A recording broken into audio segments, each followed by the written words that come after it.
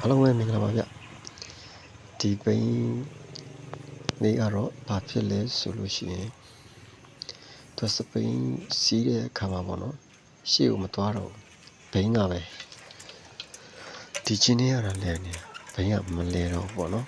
အဲ့လိုဖြစ်တယ်တဲ့အဲ့ဒါနဲ့ကျွန်တော်စီကိုစားဘက်လာအပ်တဲ့ဘိန်းလေးဖြစ်ပါတယ်ဒီဘိန်းလေးကဘာဖြစ်တယ်လဲဆိုတော့ကျွန်တော်ကတော့သိပါဗျာဒါပေမဲ့ကျွန်တော်အခုကြည့်နေတဲ့ကျွန်တော်ရဲ့မိတ်ဆွေတွေရောဒါမျိုးတွေဖြစ်တာမျိုးတွေကြုံကူးခဲ့တဲ့သူတွေကတော့ဘာဖြစ်တယ်လဲဆိုတော့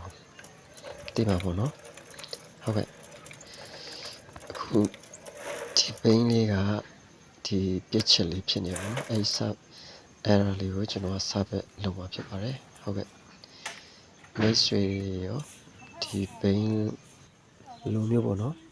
စီးတဲ့အခါမှာအဲ့လိုကိုကနင်းပင်မဲ့ပေါ့နော်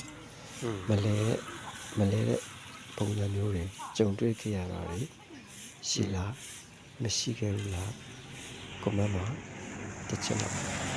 ကျွန်တော်ဖြေချပေးခဲ့နေပါမယ်ဟုတ်ကဲ့ဘိန်းပေါက်လို့ဖာချင်တာပဲဖြစ်ဖြစ် overhaul လုပ်ချင်တာပဲဖြစ်ဖြစ်လာရောက်အားပေးလို့ရနိုင်ပါတယ်ခင်ဗျာ